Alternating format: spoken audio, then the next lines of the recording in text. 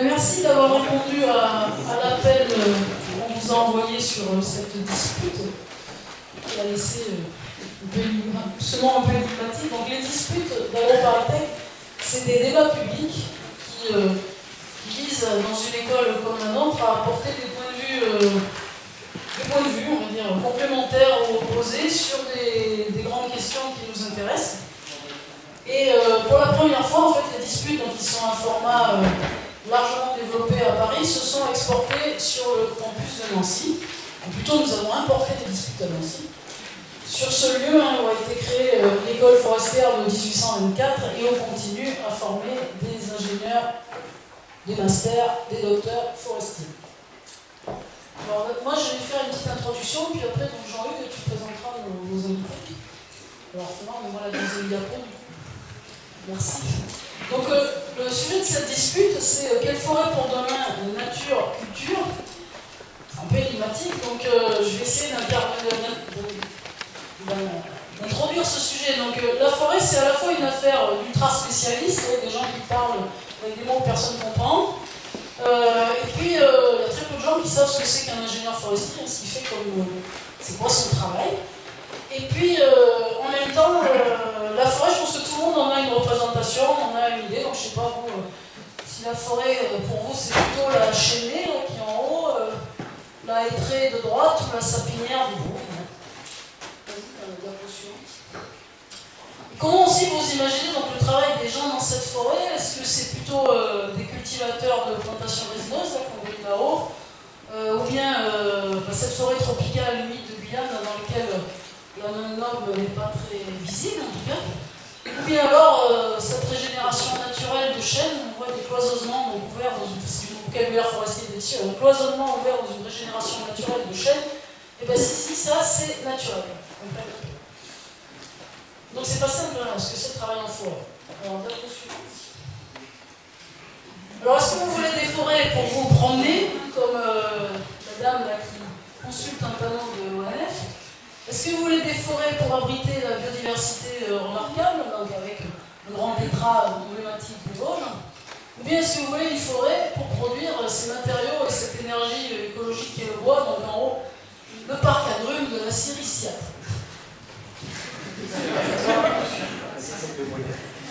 Et si le matériau et le bois, comme matériau et comme énergie, c'est écologique. C'est écologique, et donc vous pouvez aussi lire dans les journaux que construire en bois, se chauffer au bois, tout en bois, c'est bien pour l'environnement.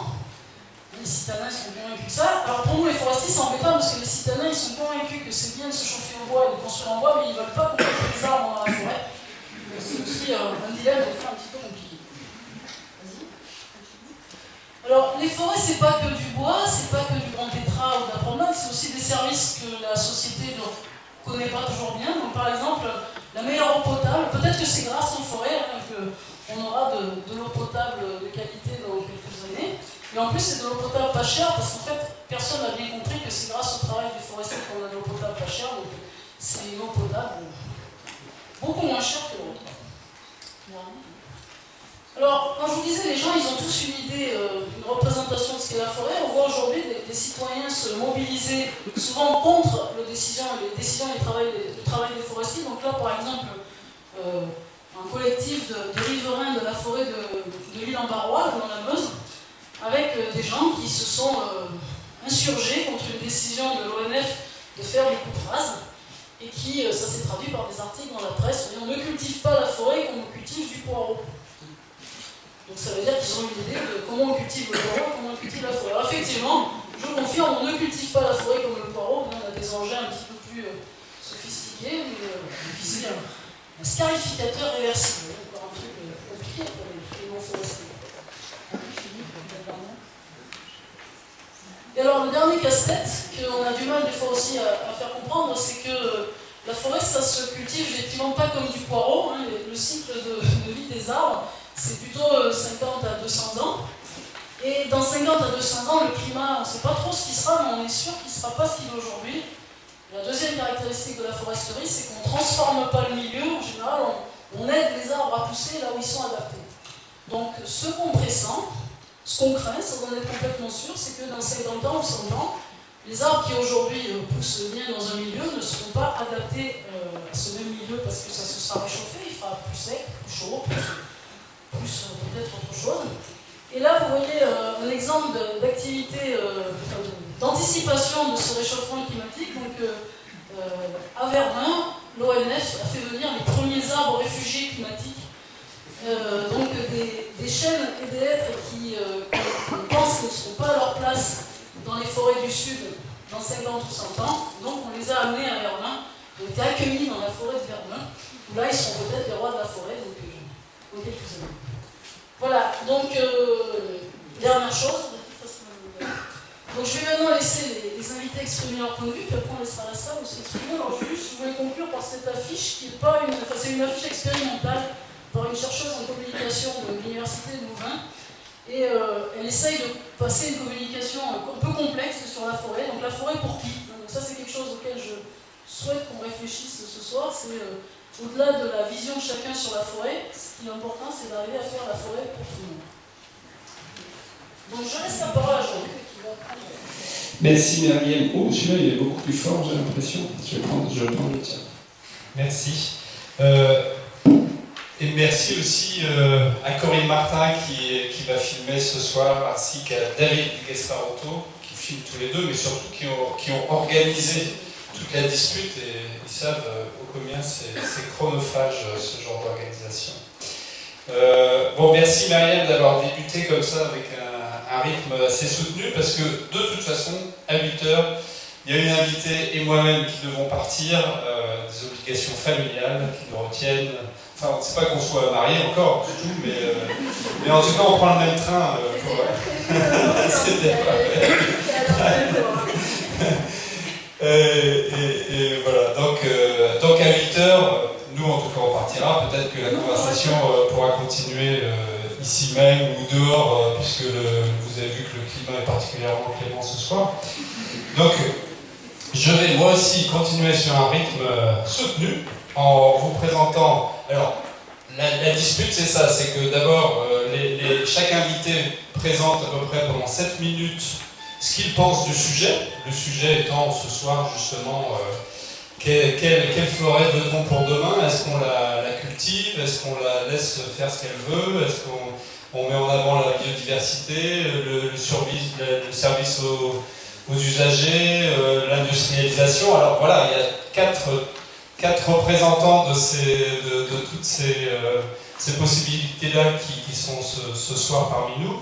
Alors ils vont pendant 7 minutes exposer leur point de vue et ensuite ils vont débattre entre eux pendant à peu près une demi-heure et ensuite l'autre moitié de la dispute elle sera consacrée à vos questions. Donc c'est la moitié de la dispute, hein, c'est fait pour les questions du public puisque c'est ça le dispositif, c'est un dispositif d'ouverture vers la société où chacun peut poser des questions et aux scientifiques et aux gens qui sont engagés dans la vie économique ou sociale de nos questions.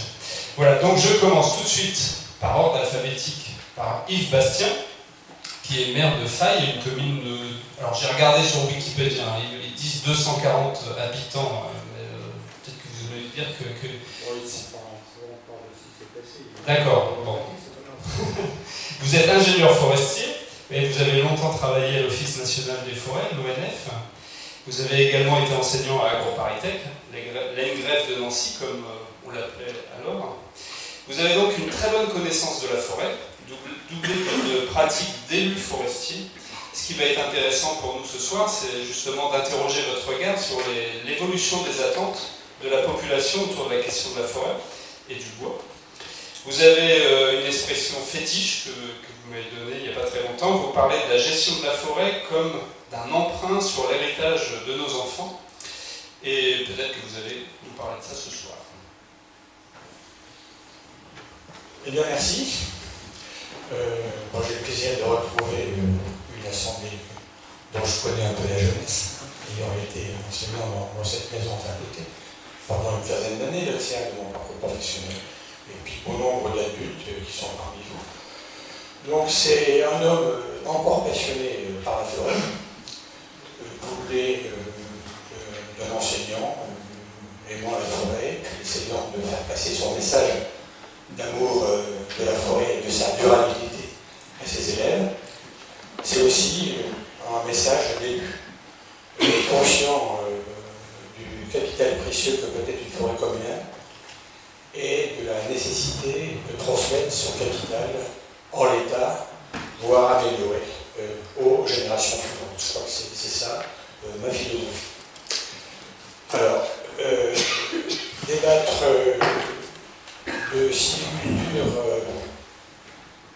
bornée d'un côté par une absence d'intervention, d'autre part par une sylviculture intensive, ça peut paraître un défi, mais je crois que, avant de parler de vocabulaire, je m'exprime un petit peu sur ces deux notions, pas de gestion, pas d'intervention des sylvicultures intensives. Je pense qu'avant, il faut définir un petit peu ses objectifs, parce que sylviculture, ça ne s'invente pas, et correspond à un tas de facteurs, le propriétaire, qu'il soit public, privé. Dans le public, il y a les communes, il y a l'État, le privé. Il y a un privé qui a un porte-monnaie gonflé, un porte-monnaie qui est plutôt maigre, un rural, un urbain, donc un tas de facteurs qui vont effectivement jouer. Je crois que les objectifs sur lesquels on est à peu près tous d'accord aujourd'hui, c'est qu'il faut que l'on gère une forêt flexible, résistante et résiliente. Pourquoi? Parce que les changements climatiques, les perturbations sont connues.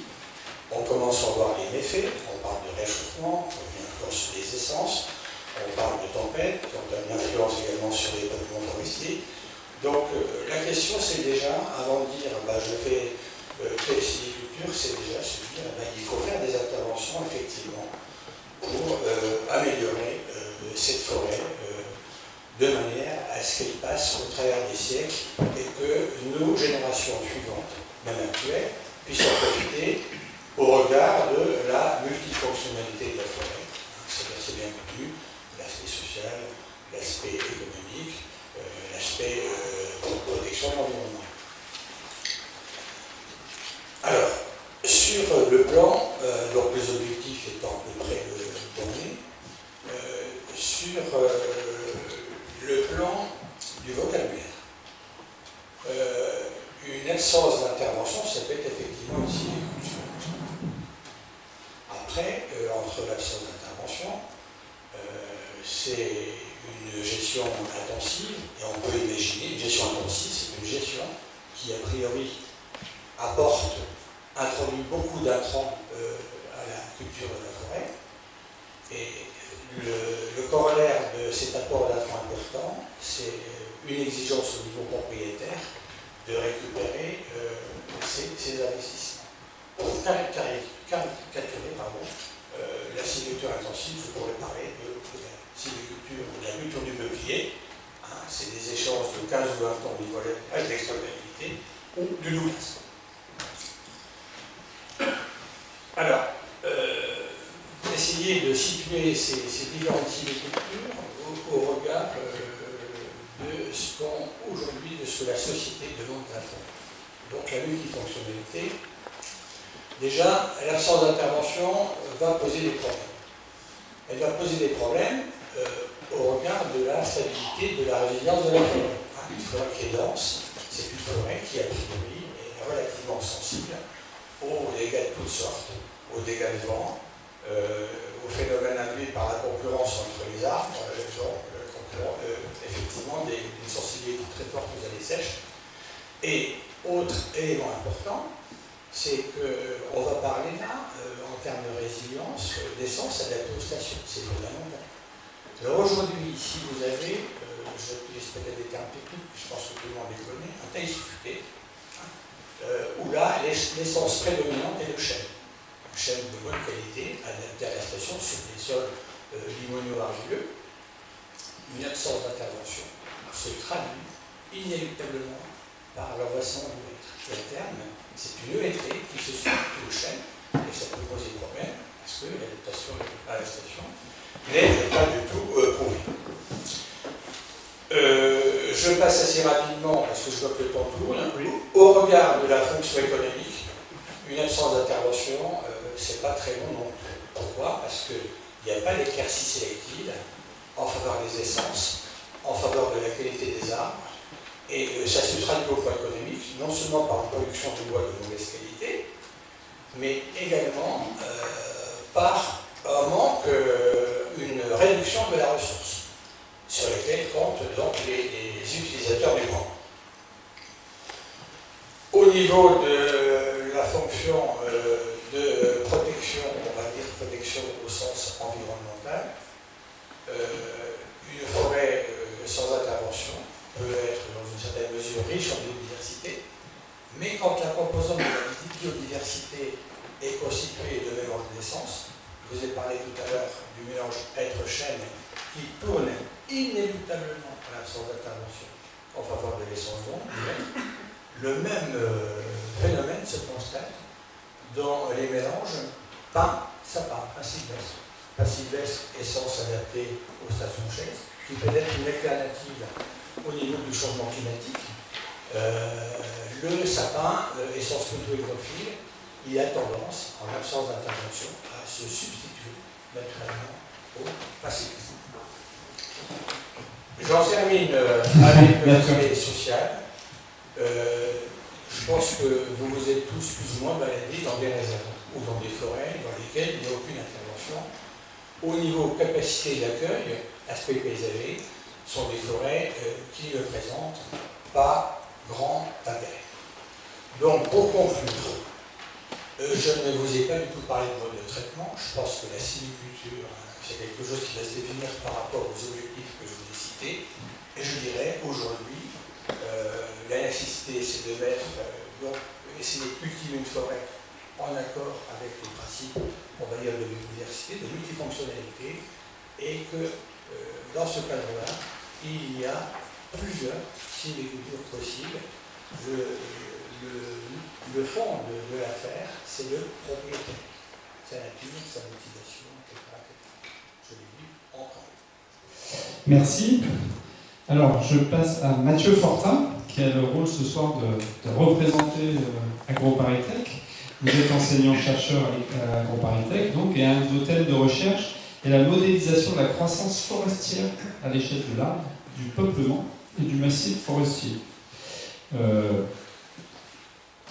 Et un autre de vos thèmes me laisse assez songeur. Simulation stochastique de la dynamique des peuplements. Juste un petit mot, qu'est-ce que c'est que la simulation stochastique? C'est pour avoir une idée de la marge d'erreur sur notre prévision, mais je ne parlerai pas beaucoup de ça. Non, en fait, j'en parlerai pas du tout ce soir parce que vous allez tous vous endormir. Je peux vous parler de mon expérience comme ingénieur forestier. D'accord. Vous pensez que la tension entre désir de gestion et désir de conservation est une constante que l'on retrouve à travers l'histoire et la géographie des forêts, puisque vous connaissez bien également le terrain canadien dont vous venez. Vous êtes convaincu que c'est le gestionnaire qui peut et doit prendre en charge cette tension pour arriver au meilleur compromis. Est-ce que c'est bien ça, j'ai tout compris ou pas? Oui, c'est ça. Donc, je n'ai plus rien à dire. Sérieusement, je veux juste parler. La forêt, c'est quelque chose de très, très, très complexe et on a tous une perception qui est passablement émotive par rapport à la forêt. Et j'ai assisté à je me rappelle la présentation de la mémoire de maîtrise, c'était en 2003 et c'était quelque chose de vraiment très bien fait. C'est une dame qui travaillait en sociologie forestière, elle avait mené des enquêtes et son mémoire est présenté en fait 6 types de perception de la forêt, qui est en fait un gradient. Donc vous aviez d'un côté une vision très très très conservation de la forêt et à l'autre extrême vous avez une vision très très utilitariste de la forêt. La forêt doit répondre aux besoins de la société, de l'homme d'abord et avant tout. Et bon, je ne me rappelle plus les intermédiaires, mais on peut s'imaginer que c'est quelque part entre les deux. Et c'était très très intéressant de voir cette présentation-là parce que ça m'éclairait énormément et je reconnaissais finalement des collègues à moi qui appartenaient à l'un ou à l'une ou l'autre de ces perceptions-là. Et je trouve qu'il y a un magnifique parallèle à faire entre la politique et ces perceptions de la forêt. En fait, c'est comme si on avait 6 parties. Je ne sais pas si vous avez regardé le débat télévisé hier. Moi, je ne l'ai pas regardé, on n'en avait que 5, mais imaginez qu'il y en a un de plus. Et vous ne pouvez pas voter blanc, vous faites partie vous adhérez à une de ces visions-là. Vous ne pouvez pas dire non, je ne veux rien savoir. Fondamentalement, vous êtes soit quelqu'un qui est plus pour la conservation, ou plus pour une vision utilitariste, ou peut-être un équilibre entre les deux, mais vous devez adhérer à l'une de ces visions-là. Alors, le travail du forestier, ce qui est très difficile dans la gestion, c'est que vous devez un peu arbitrer les demandes. Vous avez des gens qui, d'une part, voudraient qu'on fasse plus de conservation, en même temps, vous en avez d'autres qui voudraient qu'on exploite davantage. Alors, c'est tout le travail, la complexité du travail du forestier, c'est qu'il doit arbitrer ces demandes-là et essayer un peu de répondre à toutes les demandes. Le problème, c'est que le forestier lui-même, il appartient à un parti politique.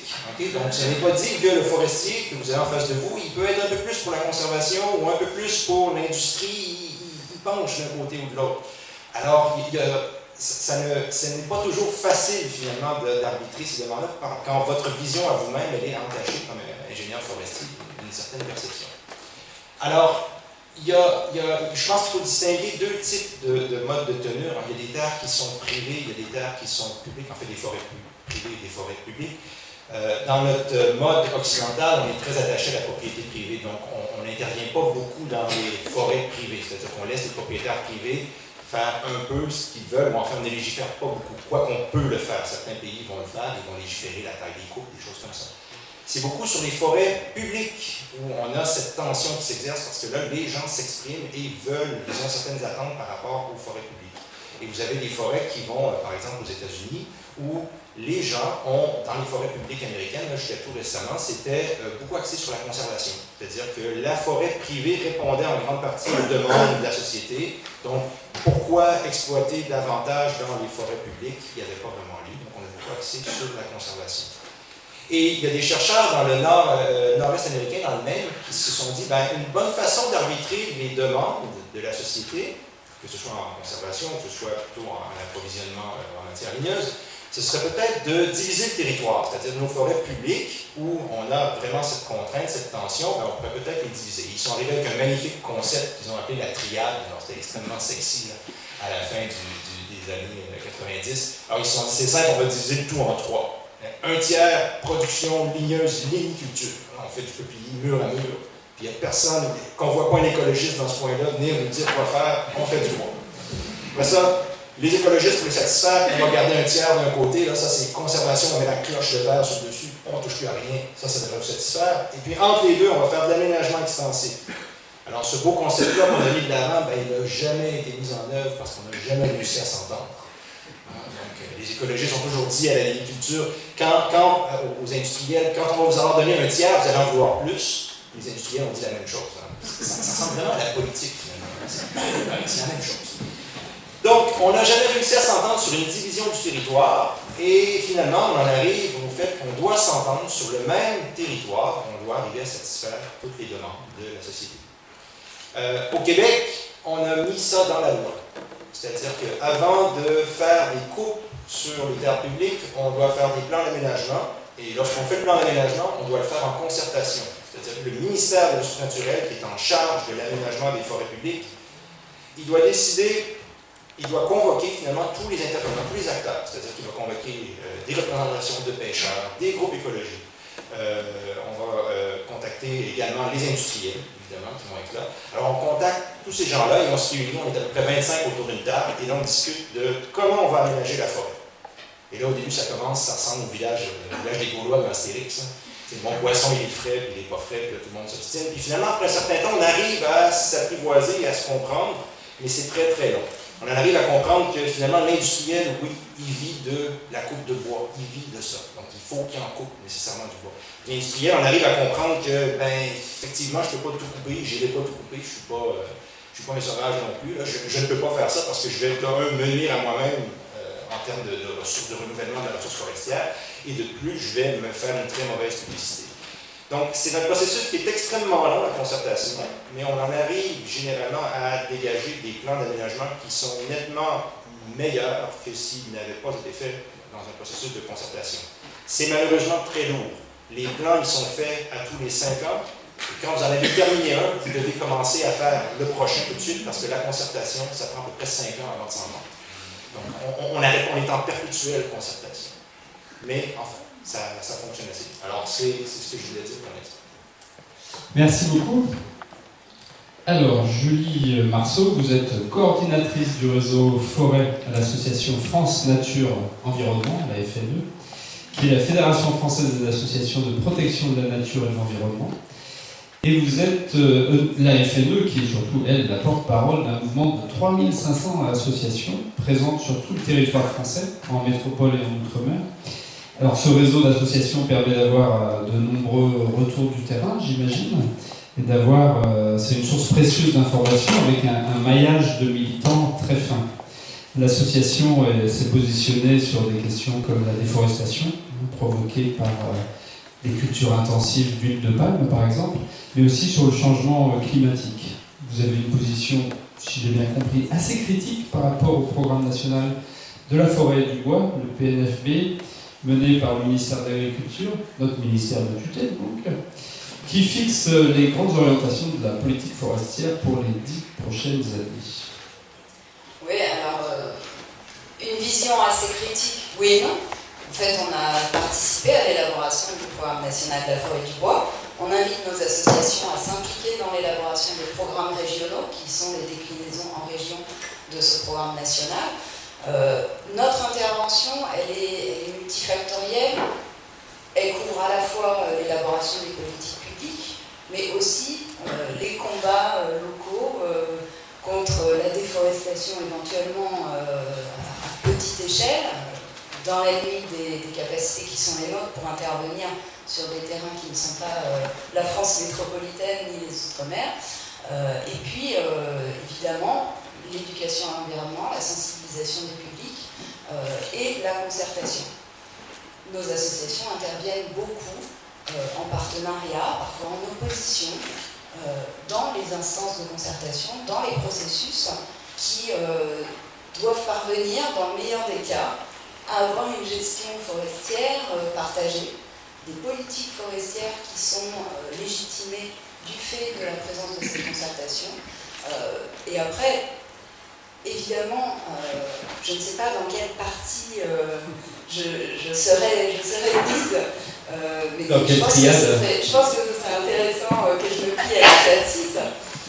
Mais en fait, nous, ce qu'on constate avec les retours de nos associations, c'est qu'il y a quasiment autant de visions de la forêt que d'individus. Et chacun a un attachement propre à la forêt qui peut être hérité de son histoire personnelle, de sa formation, de sa carrière professionnelle, des relations qu'il peut avoir tissées avec ses partenaires à l'échelle des territoires. Ce qui importe en fait, c'est de savoir quelle est la vision de l'autre concernant la nature, la culture. Qu'est-ce que met l'autre derrière ces deux termes et qu'est-ce qui est chargé de sens pour soi-même et pour les partenaires avec lesquels on est amené à interagir. Alors, tout ne se passe pas toujours de façon totalement satisfaisante, évidemment. Maintenant, c'est vrai qu'on essaye d'être constructif dans tous nos positionnements. Certes, on a nos positions, on a un avis sur pas mal de choses. Pour nous, quelle forêt pour demain, ça a donné lieu à la rédaction d'un document qu'on a co-construit avec nos associations qui s'appelle « Quels défis pour les forêts de demain ?» C'est quelque chose qu'on a travaillé pendant 4 ans pour arriver à élaborer 95 propositions qui sont étayées, argumentées et sur lesquelles on peut s'appuyer pour mettre le curseur, soit plutôt vers l'intervention, soit plutôt vers la non-intervention, sachant que pour nous, la mosaïque forestière, elle est là et il faut la maintenir, et c'est ça qui est important. Donc la mosaïque des gestions, la mosaïque des sylviculteurs et la mosaïque des propriétaires doit être maintenue, elle doit être préservée. Après, ce qui est important et ce sur quoi on transige très difficilement, c'est effectivement la possibilité qui est offerte et qui doit être offerte, selon nous, à la concertation, à l'échelle des territoires, pour arriver à élaborer des projets forestiers de territoire. Ça peut se faire via les communes, ça peut se faire via les forêts publiques, ça se fait également via dans le cadre de démarches qui sont portées par des propriétaires privés, par des syndicats de propriétaires, les CRPF notamment.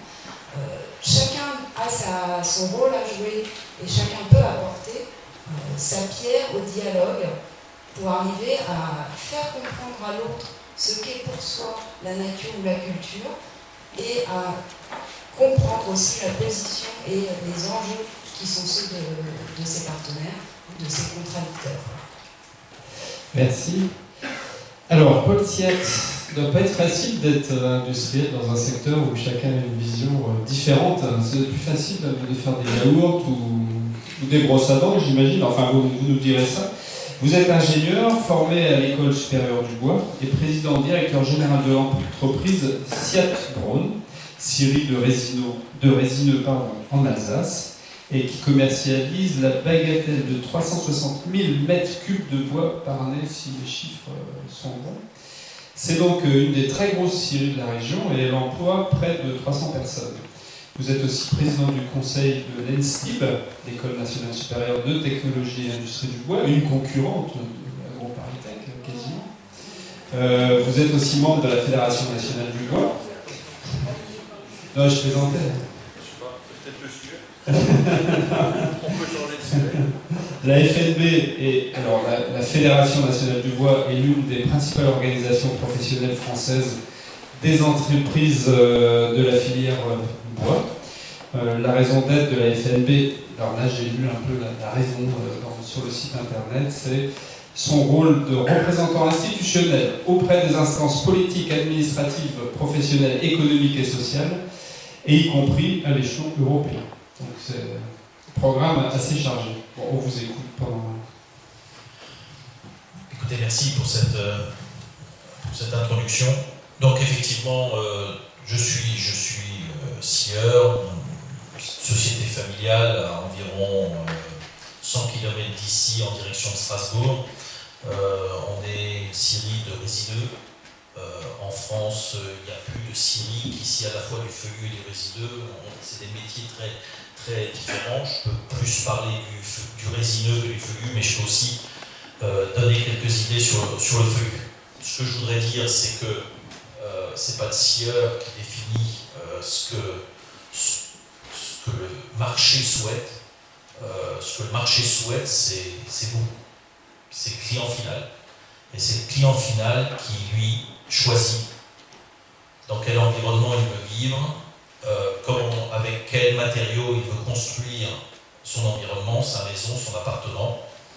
Et c'est lui qui fait les choix quand il décide, parce qu'il fait beau en mai, de réaliser un aménagement chez lui. C'est lui qui fait le choix, au travers de la distribution, de choisir les produits qui sont proposés. Et toute la filière verticale donne de la valeur, chacune au produit, donne de la valeur aux fournisseurs, et le client final, c'est lui qui donne la valeur finale aux produits que la forêt fabrique. Alors bien évidemment, le débat n'est pas de faire une forêt uniquement économique. Quand je suis également propriétaire forestier, je pense que la fibre environnementale, je ne connais pas d'industriel qui n'a pas de fibre environnementale. Après, on peut s'entendre sur ce que ça veut dire. Mais on n'est pas là à dire, le débat n'est plus à se dire qu'on veut une forêt avec une seule fonction. Il y a largement la place pour répondre à tous les besoins que la forêt peut remplir. La vraie question, c'est de savoir comment est-ce qu'on fait et qu'est-ce que le client veut.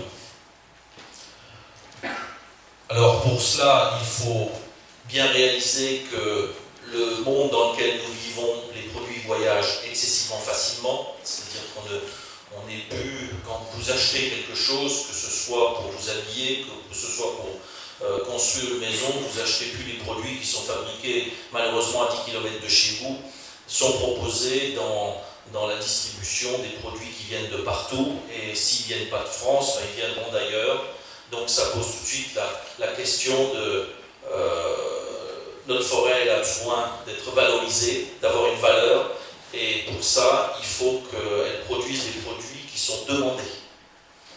Sinon, ce sont d'autres qui le feront, qui seront très contents de le faire, et ça aura des répercussions fortes sur la forêt et sur la qualité de nos forêts. Quelques éléments qui sont souvent des analyses qui ne sont pas toujours justes. C'est au niveau, on entend, je pourrais répondre à quelques questions, on entend que la scierie française ne produit pas les bons produits et les produits nouveaux que demande le marché. On pourra en parler, je parle essentiellement des bois secs, que le scieur refuse de scier des bois de gros diamètre. Quelle forêt veut-on demain? Est-ce que le gros bois est le produit que le marché souhaite? Est-ce qu'il arrive à produire des produits que le marché souhaite? C'est vrai également dans le choix des essences. Tout ça, il y a des questions importantes à se poser pour bien définir ce que le marché souhaite. Voilà. C'est par ça.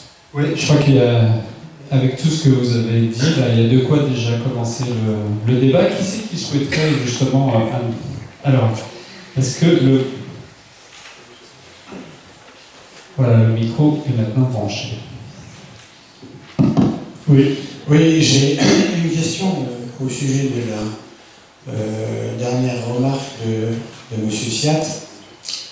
Il faut bien penser que la forêt, la production forestière s'insère dans un long cycle de production.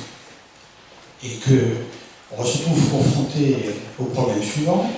Les scieurs essayent de répondre à la demande de leurs clients. Cette demande est évolutive, mais la forêt n'évolue pas aussi rapidement que ça. Si je prends l'exemple de la sapinière vosgienne, cette sapinière vosgienne entretenue depuis de longs siècles par l'administration forestière vertueuse, puisqu'il y a eu la conservation, on récupère l'héritage donc de nos anciens. Et cette forêt constituée de gros bois, aujourd'hui, les scieurs, résineux, j'entends, s'accordent tous à dire, et je comprends, que les gros bois, ça ne les intéresse plus. C'est plutôt les bois moyens, des bois d'un mètre cube à mètre cube et demi, qui les intéressent. Le problème, c'est que nous avons une forêt qui produit, qui est en place, et pour l'orienter en fonction des besoins qui peuvent être aussi évolutifs, parce que quels seront les besoins du futur, on ne sait pas. Donc je pense que la solution aujourd'hui, compte tenu de l'inertie de la forêt, c'est de maintenir cette forêt composite, de l'orienter un petit peu, sachant de toute façon que la marge de manœuvre, elle n'est pas très grande, compte tenu de la forte inertie de la forêt. Oui. Paul Siat, est-ce que vous avez une réponse Bien sûr, la forêt a une certaine inertie, mais elle a moins d'inertie qu'on le dit. L'action que l'on peut faire en forêt peut changer les choses plus vite qu'on ne pense, et elle est plus adaptable qu'on ne pense. Il faut de temps en temps, à mon avis, faire attention, parce que le fait de dire qu'elle a beaucoup d'inertie, ça peut aussi être le prétexte à l'immobilisme et à ne rien faire. Et on l'a vu au lendemain des chablis que l'on a connus il y a environ une vingtaine d'années. Quand on compare la réactivité qu'il y a eu entre tous les pays européens confrontés au même problème, on voit des choses très disparates, et on voit 20 ans plus tard des résultats très différents. Alors Julie Marceau, est-ce que vous pensez que la forêt est adaptable? En fait, quand vous dites que la forêt doit produire des produits qui sont demandés, je dirais pourquoi pas, mais en fait, moi j'aimerais avoir une voiture volante. Je n'ai qu'à demander aux constructeurs automobiles de me fournir une voiture volante. Et c'est à eux d'adapter les techniques et les modes de production pour me permettre, moi client, d'acheter ma voiture volante, qu'accessoirement je voudrais rose ou bleu. Il y a des réalités qui s'imposent à nous. Alors certes, je suis tout à fait d'accord qu'il y a une part d'intervention qui est possible. Et orienter une part de la production et du faciès des forêts pour disposer de produits qui sont utilisés et qui sont valorisables, mais banco, bien évidemment. Ça, on n'y est absolument pas opposé. Maintenant, pour nous, il y a clairement une part pour laquelle on ne peut pas prendre trop de risques, notamment face au changement climatique et face à des modes de culture ou des modes d'intervention qui pour nous sont hérités d'un siècle qu'aujourd'hui on n'a plus en fait. Ce siècle du climat constant, ce siècle de la technique dans laquelle on ne voit que le progrès. Aujourd'hui, non, la forêt, ce n'est pas ça, parce qu'on est dans une culture urbanisée où les gens, certes, veulent une maison en bois et veulent des produits qui viennent de la forêt d'à côté, tout en refusant qu'on coupe les arbres de cette même forêt. Et en fait, c'est ça qu'il faut comprendre aussi, c'est la responsabilité, je pense, des sylviculteurs, des gestionnaires, des propriétaires, mais aussi de la société civile que l'on représente en partie, d'arriver à trouver les équilibres. C'est pas simple, ça demande une certaine finesse dans la sylviculture, une certaine finesse dans l'adaptation que l'on peut avoir et la part, la dose d'intervention que l'on peut assumer d'avoir. C'est un savant dosage. Alors Mathieu Fortin, est-ce que vous avez proposé une voiture en bois rose à Julie Marceau? Volante. Voilà, parce que rose, je trouve que c'est très sexiste. Pardon, bleu. Ça pourrait être bleu. Ouais, tout ça pour dire, je ne sais plus où on en était rendu. Oui, en fait, les demandes de la société, c'est vrai qu'il y a un paradoxe dans la société. Hein. On ne veut pas couper de bois. En fait, moi, je suis allé faire une conférence, je me rappelle, devant les étudiants à Lyon, à l'ISARA à Lyon, et j'ai demandé aux étudiants, est-ce que vous pensez que la forêt va bien? La plupart des gens disaient non. Mais en fait, la forêt française, elle va super bien. On ne peut pas vous imaginer comment elle va bien. On pose vraiment beaucoup à chaque année, puis elle n'arrête pas de capitaliser. Est-ce que c'est bon? C'est pas bon? C'est pas si bon que ça. On pourrait penser que c'est très très bon, mais parallèlement, on utilise plein de gaz naturel, alors qu'on pourrait chauffer au bois. Donc on pourrait peut-être réduire notre dépendance aux énergies fossiles en utilisant plus de bois énergie. Des choses comme ça. C'est un choix de société. Et je ne suis pas en train de dire qu'un est meilleur que l'autre, mais il y a vraiment un choix de société à faire ici. Une chose est sûre, c'est que l'industrie, elle a une part importante si on veut justement être capable de tirer les choses de la forêt. Et le tissu industriel, c'est quelque chose qui est super important. Où j'ai un peu de difficulté avec le discours, par contre, c'est quand on dit que c'est le marché qui contrôle tout. Peut-être, mais je pense que vous avez aussi une rétroaction sur le marché. Et on est capable, peut-être en s'associant entre industriels, de créer des nouveaux produits, de créer des marchés de niche. Et je vous donnerai l'exemple, au Québec, on avait d'énormes scieries comme la scierie SIAR, des SIAR qui, des fois, avaient des volumes même plus élevés, des 500 000 et des 1 million de mètres cubes par année qui entrent. Et c'était des compagnies qui faisaient énormément d'argent quand le marché est bon, parce que, en fait, vous avez un produit qui est un bien de commodité et vous faites des économies d'échelle. Et le jour où le marché s'est effondré, au Canada, le marché, c'est le marché américain. Donc vous êtes tous au courant qu'il y a eu à un moment donné un problème sur le marché immobilier. Il n'y avait plus de nouvelles maisons qui se construisaient aux États-Unis. Alors le marché s'est effondré. Et les seules entreprises qui se sont vraiment débrouillées, qui ont vraiment tiré leur épingle du jeu au Canada, c'était le marché de niche. Alors il y a une entreprise qui faisait du lamellé collé, de l'immense poutre. Et au même moment, l'État a voulu faire la promotion de la culture bois et a changé le code du bâtiment. On pouvait bâtir maintenant des édifices de plusieurs étages en bois. Alors, cette entreprise-là a eu le vent dans les voiles. Donc, vous voyez, c'est vraiment le marché niche qui est arrivé à s'en sortir. Je pense que si on fait la même chose que les autres et on cherche à être gros, c'est bien d'avoir des gros producteurs, mais on ne doit pas, ça ne doit pas être que cette vision-là qui définit ce que la forêt doit produire. Paul Siette, sur la rétroaction que vous avez justement sur le marché. Je crois qu'il faut juste, quand je dis ça, il ne s'agit pas de construire on ne peut pas imaginer, on est sur des produits standards, on peut imaginer inventer la Lune tous les jours, on essaye d'inventer la Lune tous les jours, mais c'est le marché, il y a une grosse part de ce qui sort de nos scieries est utilisé pour le marché de la construction. Et alors, quels sont les produits que l'on utilisera demain? Alors, on ne parle pas de la section, mais en tout cas, les produits qui vont être utilisés pour faire des murs, pour faire des toits, pour faire des plafonds, pour cela, ils vont pas changer, c'est les mêmes produits. Alors bien sûr, ils ont un peu évolué, la technologie a fait évoluer les produits, mais ces produits-là, on les connaît. Ce que je voulais dire au niveau du marché, c'est la qualité des produits. Et quels sont les produits que le client final va choisir.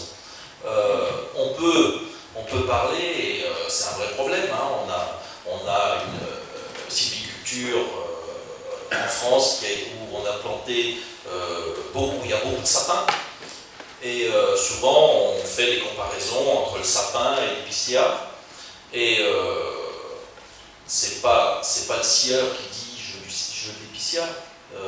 Pourquoi est-ce que le scieur souhaite scier plus d'épicéa que de sapin? C'est simplement parce que le client final, si je vous invite, vous venez chez moi et je vous montre 2 piles de bois, ce n'est pas un problème de section, je vous montre 2 piles de bois et je vous laisse choisir. Et vous serez on sera surpris, on fera le décompte à la fin. La pile d'épicéa, elle sera partie avant que la pile de sapin sera commencée. C'est juste une question, chacun de vous, il y a une homogénéité qui est recherchée. Et cette homogénéité de produits par rapport à sa vision, son esthétique, est recherchée. Alors bien sûr, on va trouver pour certaines applications, et en ce moment je suis avec des gros clients à mettre en avant des produits extrêmement hétérogènes, mais ça c'est des tout petits secteurs avec des volumes très très faibles. Mais le gros du marché, et ce que chacun demandera, est très clair. Il ne peut pas y avoir d'ambiguïté. Et pourquoi gros bois, pourquoi bois moyen? Le gros bois, il n'y a pas de souci, ce n'est pas la technique de sciage qui est le frein. J'entends de temps en temps, c'est parce que les machines n'existent plus, c'est parce que les constructeurs de machines ne font plus de machines. C'est pas du tout exact. Ce qui est exact, c'est que les sections qui sont utilisées dans la construction, elles sont de plus en plus petites, et la nodosité acceptable par rapport à une section, elle est en relation de la section. Et donc, quand un arbre est très gros, les branches sont en relation, et les branches, c'est les nœuds. Et automatiquement, quand on a des très gros arbres et qu'on a des branches qui peuvent faire 5-6 cm de diamètre, dans une pièce de bois, un nœud de 5-6 cm de diamètre, c'est pas le scieur qui ne le veut pas, mais c'est le client final qui ne veut pas acheter ces produits-là avec des nœuds comme ça. Alors, sur le désir des clients et du consommateur, est-ce que ça se construit, ça aussi? Est-ce que ça ne peut pas se construire? Oui. Moi, il y a une chose qui m'interpelle dans ce que vous dites, c'est que dans tous les autres secteurs, disons, économiques, on va se servir beaucoup de la publicité pour influencer le désir du client sur le marché. Or, j'aime plus la télévision, peut-être je suis en train, peut-être qu'il y a des publicités de SIAT à la télévision, je ne sais pas, mais on voit très peu de publicité sur le produit bois, en règle générale. J'en ai vu une l'autre fois, là, je pense que ça va faire 2 ou 3 ans de ça, que je suis tombé sur le dos, je ne revenais pas, il y avait une publicité en fin du bois. Utilisons le bois pour faire de la construction plutôt que, je crois, du béton ou quelque chose comme ça.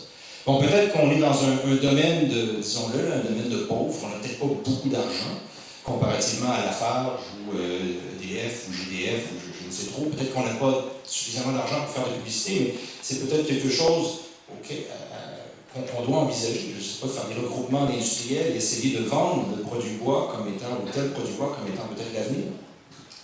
Oui, complément.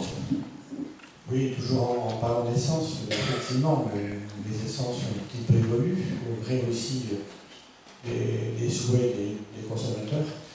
Je vais vous citer une petite anecdote à cet égard qui n'est pas sans conséquence sur les choix d'essence qu'ont fait notamment les propriétaires forestiers privés.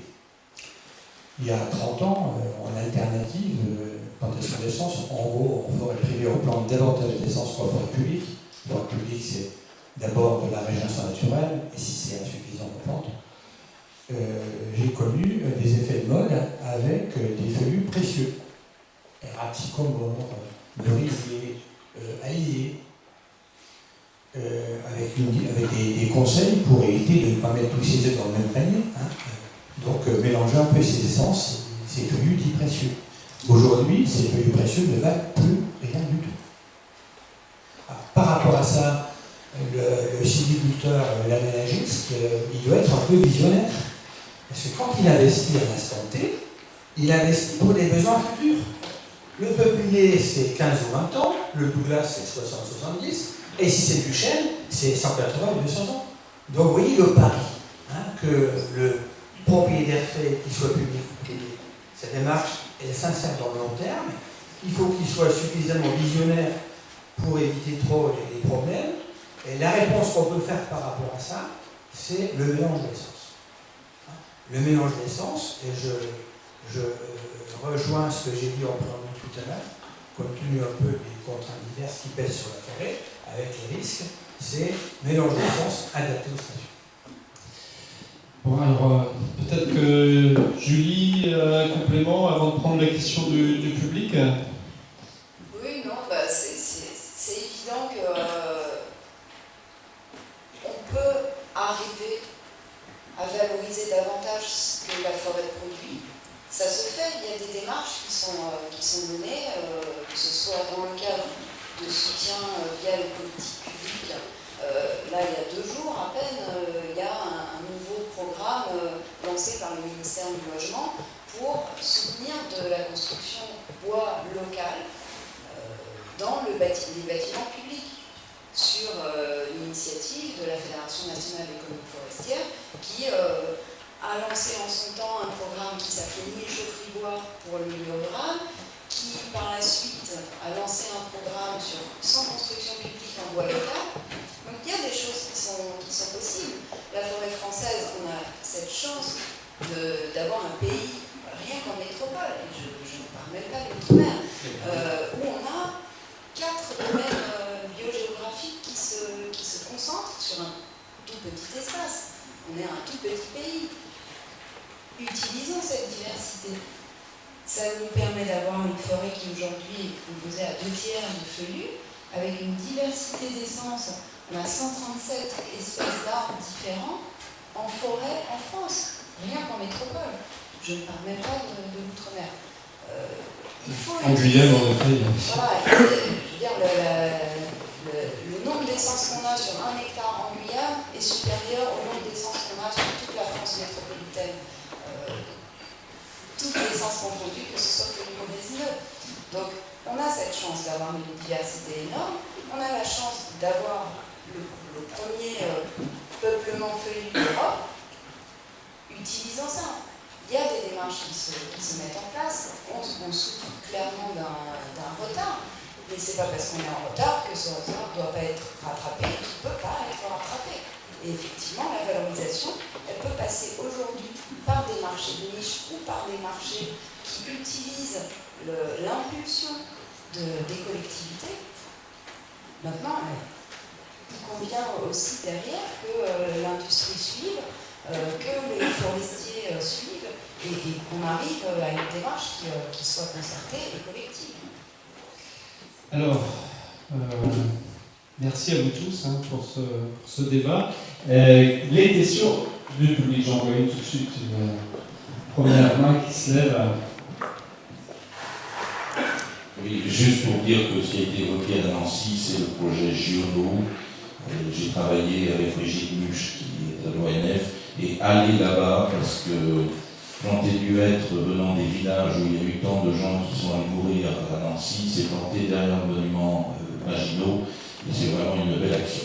Moi, je voudrais donner un témoignage aussi avant d'être propriétaire, avant d'être responsable politique à l'FNE. J'ai passé 15 ans de ma vie à trouver des solutions dans le cadre du changement climatique pour que vous puissiez continuer à avoir des essences, parce qu'il est clair qu'aujourd'hui, l'industrie qu'on a, il n'y a pas mieux que l'épicier commun pour faire des cilages. Bon, sauf que on n'arrête pas de prendre des mauvaises nouvelles. Je vais citer dans les 8 derniers jours qui sont passés, ici même, Nathalie Breda, qui s'occupe de bilan hydrique, dit il faudra diminuer la place donnée à des espèces à feuilles persistantes, parce que les espèces à feuilles persistantes arrivent moins bien à réguler les questions de précipitation. Demain va sortir un texte sur les conseils d'utilisation des essences, vous, jeunes ingénieurs, vous les utiliserez. Épicéa commun, arrêt en dessous de 600 mètres d'altitude. Pourquoi? Parce que le radoucissement hivernal fait que même s'il n'y a pas manque d'eau, les dégâts de scolytes sont tels qu'on n'arrive plus à tenir. Frêne, Calarose, arrêt des plantations. L'Arisseau de Corse, arrêt des plantations. Sitka en Bretagne, Dendroctone, arrêt des plantations. Donc on se trouve dans un contexte qui est terrible pour vous, monsieur Serge, je le comprends bien, parce que modifier complètement votre système avec un marché qui ne va rien entendre, mais on est dans la situation où on va vers des forêts qui vont ressembler de plus en plus à la forêt italienne, la forêt portugaise ou la forêt espagnole, et les forêts et les Espagnols, ils pourront faire tout ce qu'ils voudront, ils ne pourront pas avoir d'épicéa commun, parce que ça ne pousse pas dans ces climats-là. Alors il reste une essence, et peut-être que Julie ne va pas être d'accord, moi je trouve qu'une essence qui est très bien, qui est le Douglas. Sauf que si on met du Douglas partout, c'est évident, et Bastien le dira, qu'un jour on aura un pépin sur le Douglas, et donc on est vraiment, excusez-moi, on est dans la merde avec le changement climatique. C'est un problème terrible, parce qu'on doit prendre des décisions, et on ne sait pas comment faire. Et à la question que je vous poserai à tous, mais en particulier à M. Siad, c'est quelles sont les conditions qui feront que face à l'impasse des produits que vous utilisez maintenant, combien il vous faut de temps pour adapter votre entreprise aux conditions du marché futur. Il ne faudrait pas que vous soyez comme les bouchers d'il y a 10 000 ans qui disaient bah, moi je fais du mammouth. Bah oui, mais du mammouth, c'est tard. Alors, non, moi en termes juste, il est indéniable, hein, je ne vais pas jouer d'un homme politique étranger qui dit qu'il n'y a pas de réchauffement et qu'il n'y a pas quelque chose qui se passe. Il y a certainement quelque chose qui se passe. Simplement, faisons quand même attention, parce qu'on peut faire du catastrophisme et on peut aller très loin tout le temps. J'ai 57 ans, j'ai entendu, on est tous experts dans son domaine, on est tous avec une maîtrise technique d'une partie. On a entendu que les pluies acides, il y a 30 ans, feraient qu'il n'y aurait plus de forêt dans les Vosges à l'échelle de 10 ans. On a entendu, il y a les estimations de réserves de pétrole depuis 40 ans sont de 10 ans. Et elles sont encore de 10 ans. Donc c'est juste pour dire que, attention aux effets d'annonce qui font de temps en temps plaisir, parce qu'on aime tous un peu de fantastique. Ça ne veut pas dire qu'il n'y a pas, qu'il n'y a pas un problème clair et qu'on doit vraiment, dans nos choix de société, faire attention et travailler autrement et vivre autrement. Mais attention à ne pas croire que tout automatiquement passe de gauche à droite ou de droite à gauche. Au niveau industriel, c'est un maillon. Le maillon, il s'adapte. C'est-à-dire que nous, on fabrique automatiquement des produits. On ne peut pas fabriquer un produit qui ne se vend pas.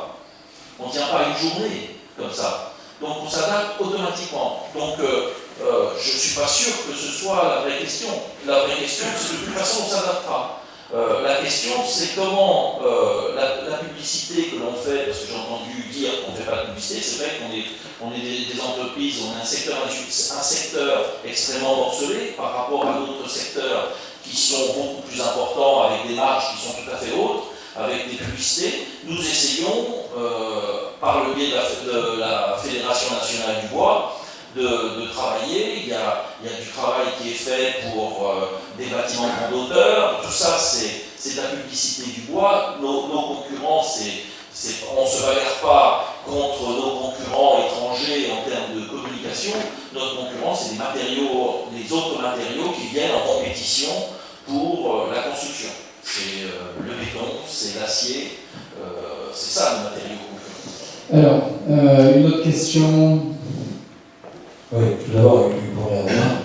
C'est la première fois de ma vie que j'entends que vous partez avec des concurrents de ce type. Ça doit être lié au thème, les disputes. J'avais toujours pensé que vous étiez complémentaires. Bah oui, j'ai cherché un peu. Je suis le directeur du lycée. Bon, enfin voilà. La deuxième chose, c'est que par rapport à. J'ai bien aimé l'image du débat politique. Moi, mon camp, je l'ai très clairement choisi. Mon parti autour de la table, je sais ce qu'il est. Et que pour ceux qui connaissent, je suis un peu provocant, donc mon parti va être extrême, forcément.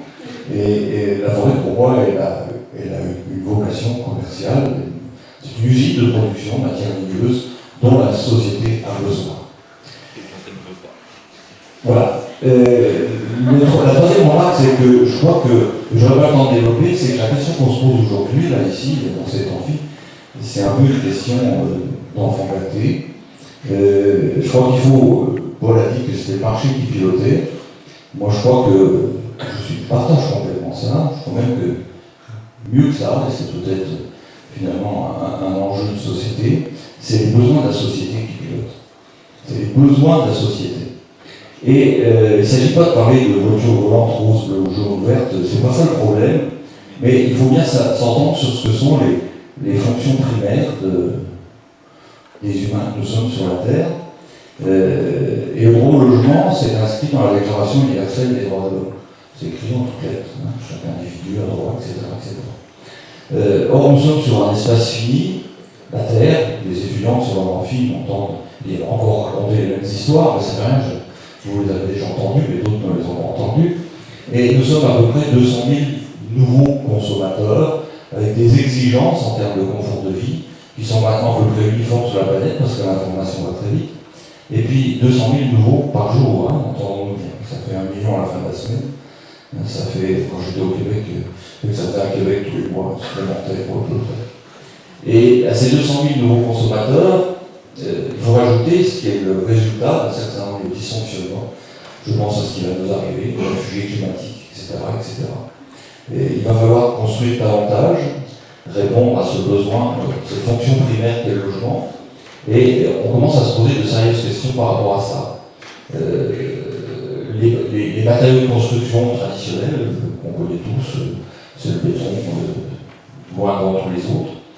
Et il commence à y avoir des inquiétudes par rapport aux produits de base. Alors, je ne sais pas si c'est 10 ans comme le pétrole, c'est pas le sujet. Mais une chose est sûre, dans les autres problématiques de la planète, il y a le problème de l'eau. Et l'intérêt de la construction en bois, c'était une filière sèche. C'est un premier avantage tout à fait considérable. Le problématique de l'eau au niveau planétaire, ça explique bien les dysfonctionnements et bien les conflits sur notre planète. Donc il va falloir construire davantage, avec un matériau qui a la bonne idée de ne pas être du fossile et qui est un truc qu'on creuse, mais un truc qui pousse, donc ça a quand même un avantage tout à fait considérable. Et puis les grosses tendances, les tendances lourdes, ça va être l'urbanisation de manière générale. C'est pas le problème que tout le monde a envie de construire sa petite maison en haut, mais de la prairie. C'est tout le sujet. Le sujet, c'est la concentration urbaine. Il faut être capable de construire plus haut, de rajouter des étages des trucs qui existent, de construire dans des dents creuses, de faire de la densification de manière générale pour répondre aux besoins primaires que j'évoquais tout à l'heure. Et il est incontestable qu'avec le bois, on a une vraie réponse à tout ça. Tout est en train de se mettre en place pour que ce soit le cas. Donc les besoins en matière ligneuses, pour répondre à ces besoins fondamentaux de la société, c'est sans doute un problème de marché, mais c'est une réponse aux besoins fondamentaux de la société, qui font qu'on aura besoin de plus en plus de ce matériau-là. Alors ça fait partie d'une des multifonctionnalités de la forêt, mais c'est une partie qu'on ne peut traiter dans la blanche. Et est-ce que vous avez une question à nos invités ou pas du tout? Je ne sais pas si j'ai une question. Non, je n'ai pas de question. Voilà. Alors, d'autres questions peut-être? Oui. Il faut parler dans le micro parce que tout est enregistré. Vous ne seriez pas gravé. Alors déjà, juste une remarque vis-à-vis de la voiture volante. C'est un truc, ça doit faire à peu près 50 ans que les ingénieurs se cassent la tête dessus. Et juste récemment, l'ADS a lancé un très bon projet avec Total Design sur le sujet. Parce qu'il y a beaucoup de consommateurs qui sont intéressés par les voitures volantes, peut-être même d'autres. Ça a mis 50 ans quand même. En France, vous avez beaucoup de moyens que le secteur forestier Et avec un ruban. Et donc, du coup, pour revenir à la forêt, donc, on a une forêt, on a vu qu'il ne produisait pas vraiment ce qu'on voulait, dans le sens où on ne peut pas mettre de l'épicéa en Espagne, on ne peut pas mettre de l'épicéa à la place des cédrés. On a du hêtre, il faut bien savoir ce qu'on fait, on a des gros bois avec des grosses branches, donc du coup on ne peut pas faire des produits. Et de l'autre côté, on a un marché qui dit, moi je veux du litho qui fait 28 par 53, standard, en 4 mètres, 4 mètres 50. Donc du coup on se retrouve avec la scierie qui est à l'interface d'un flux qu'on va appeler tiret, si je ne dis pas de bêtises, c'est-à-dire qu'on reçoit les commandes d'un produit et elle reçoit du matériau poussé, c'est-à-dire qu'elle achète du matériau et voit ce qu'elle fait avec. D'autant plus que ce matériau qu'elle reçoit, lui, il est décidé, ça vient des orientations du citoyen, c'est-à-dire qu'il veut une forêt multifonctionnelle, donc du coup une forêt aussi diversifiée. Donc ce matériau est décidé par le citoyen qui est lui aussi client et qui va décider qu'il veut son auto en 28 par 53. Est-ce que la scierie, comme elle a cette interface-là qui est complètement en grand écart entre un produit qu'elle ne choisit pas, et, une matière première qu'elle ne choisit pas et un produit qu'elle ne choisit pas, est-ce qu'elle ne peut pas, par son innovation, diversifier ses sources diversifier les produits qu'elle va faire, soit en faisant du marché de niche, soit en utilisant des méthodes industrielles lui permettant d'exploiter au mieux une ressource qu'elle n'a pas choisie.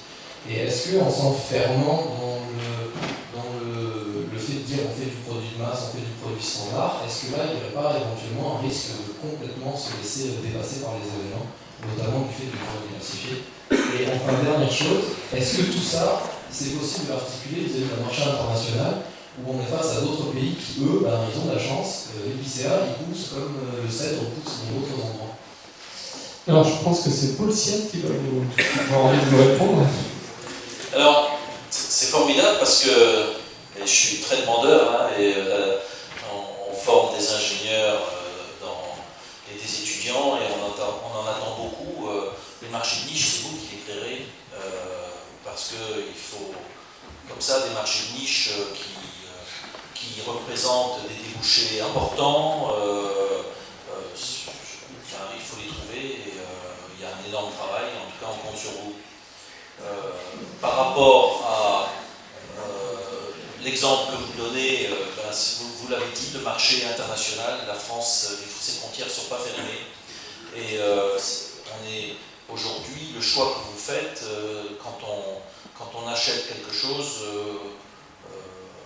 moi j'ai pas encore vu de comportement, en tout cas français, dire je vais acheter 1 centime d'euro plus cher un produit parce qu'il est français. Il y a peut-être quelques Français qui le font. J'encourage les Français à le faire. J'essaye moi-même de le faire de temps en temps. La traçabilité est quelque chose de pas si simple que ça. Mais en tout cas, le marché, c'est nous tous qui faisons ça. Est-ce que quand vous achèterez votre appartement, vous achèterez plus cher un appartement parce qu'il sera fait en CLT de hêtre qui coûte peut-être 3 fois plus cher qu'un CLT basique? C'est ça les questions qu'il faut se poser. Est-ce que dans votre comportement, vous saurez faire ça et est-ce que vous permettrez ça et vous ferez ce choix? Julie, vous avez peut-être un complément? Oui, juste une réaction. En fait, ça me fait penser qu'il y a des façons d'orienter les choix des consommateurs, entre guillemets, sans les manipuler, mais tout simplement en leur donnant une information dont ils ne disposaient pas auparavant. C'est-à-dire qu'aujourd'hui, est-ce qu'on se pose la question du développement de l'agriculture biologique? On est sur un secteur qui a une croissance à 2 chiffres depuis sa création. Et évidemment, tout ça n'est pas allé de soi. Et le consommateur n'a pas accepté de payer plus cher un produit parce qu'il est bio, sans en retirer une certaine satisfaction ou une certaine contrepartie, alors que ce soit pour sa santé, que ce soit pour l'environnement. Il y a des façons d'informer le consommateur et de lui donner à choisir en connaissance de cause. Alors, là-dessus, le consommateur a une responsabilité et une liberté qui est la sienne, mais les pouvoirs publics ont aussi une responsabilité. Aujourd'hui, clairement, un logement qui serait construit en CLT de être pourrait être éligible, on peut l'imaginer dans la politique fiction, pourrait être éligible à des systèmes de soutien public supérieurs à un immeuble construit en béton ou en acier. Rien ne s'y opposerait, il suffit de mettre des spécifications techniques et on peut très bien arriver, sans forcément aller vers la préférence au bois français ou au bois local bénéficiant d'une indication géographique protégée ou d'une AOC. Il y a des façons de soutenir des marchés qui sont aujourd'hui des marchés de niche ou qui sont aujourd'hui des marchés qui ne permettent peut-être pas de faire vivre l'ensemble de la filière industrielle d'exploitation forestière et de valorisation, mais qui méritent qu'on s'y penche un peu et mériteraient que les industriels aussi poussent vers ces progrès-là. Myriam Fournier, une question. Alors d'abord, je voulais rassurer Pascal, nous ne sommes pas devenus concurrents. Donc l'ENSTI, je vais le dire pour une fois, donc l'ENSTI forme des ingénieurs du bois, EuroParisTech forme des ingénieurs de la forêt, et comme il faut des gens entre les deux, nous avons créé un double diplôme. Vous êtes assis très loin de l'un de l'autre quand même. Alors on est très souvent ensemble. Donc sinon, la question c'est justement pour revenir, parce que là on est en train d'appuyer sur ce truc du marketing, enfin est-ce qu'on peut... Alors, je me souviens, c'était d'ailleurs Marie-Christine Trouille qui est à... Parce que des fois on fait un peu des ateliers de créativité là, avec nos étudiants, c'est Marie-Christine Trouille qui est enseignante chercheuse à l'Institut qui avait un peu mis ça sur le papier, qui dit mais quand même c'est pas possible quoi, on voit les fruits et légumes, là, ils ont fait toute la campagne des fruits moches, et nous on serait pas capable de valoriser le sapin des Vosges, il y a des gros nœuds, il n'y a qu'à faire le sapin moche, je dis le sapin moche. Donc effectivement, on a quand même l'impression que le marketing pourrait faire quelque chose, ça ne veut pas dire que c'est facile, hein, et puis qu'on a les moyens qu'il faut, mais c'est quand même difficile. On a du mal, moi j'avoue, avec toute la sensibilité bois qui est forte, j'ai quand même du mal aussi à accepter cette histoire de tirer par le marché. Mais alors, je vais mettre aussi de l'autre point de vue, c'est-à-dire que je trouve que de l'autre côté, les forestiers ne peuvent pas non plus dire c'est la nature qui décide, oh là là, le changement climatique, vous savez, on ne pourra pas le faire, etc. Non, il y a un moment, il faut aussi que nous on fasse des compromis, et ça peut être des compromis aussi d'ailleurs de décapitalisation d'une ressource actuelle en appuyant sur le changement climatique, en disant il faut transformer peut-être la forêt plus vite, et du coup, peut-être qu'on va baisser des diamètres d'exploitabilité parce que tout de suite. Donc, j'en reviens à cette idée là de comment vous voyez ce dialogue, parce que je pense que c'est vraiment ça le nœud du problème, qui est d'ailleurs l'enjeu de nos deux formations. Hein. Comment on met en place ce dialogue, et je pense qu'il y a FNE, vous avez une grande expérience de ça, comment on met en place ce dialogue entre une industrie qui est quand même aujourd'hui qui est poussée, puis on a tout intérêt que cette industrie se développe, et puis d'un autre côté des citoyens qui effectivement n'ont pas l'information. C'est-à-dire que on a vu le cache investigation de Fontenay, ça a été catastrophique, les gens on leur a fait copier n'importe quoi dans ce truc-là, que c'était très grave, et on se rend compte qu'il y a des gens derrière qui sont prêts à dire attention, il faut, si demain il y a des citoyens qui disent attention, il ne faut pas couper des arbres, et que nous on n'a pas été capable de les informer, là c'est pas une question de savoir si c'est le marché qui tire, c'est du tout, on va tous perdre. Et que les gens viennent s'enchaîner aux arbres parce qu'ils ne veulent pas qu'on les coupe, donc qu'ils envoient des photos sur Facebook en disant attention, il y a des méchants bûcherons qui vont arriver dans cette forêt, on sera vachement merdé. Donc je vois pas, je voudrais savoir si vous avez, quel message vous nous passez par rapport à ça. Qui a envie de répondre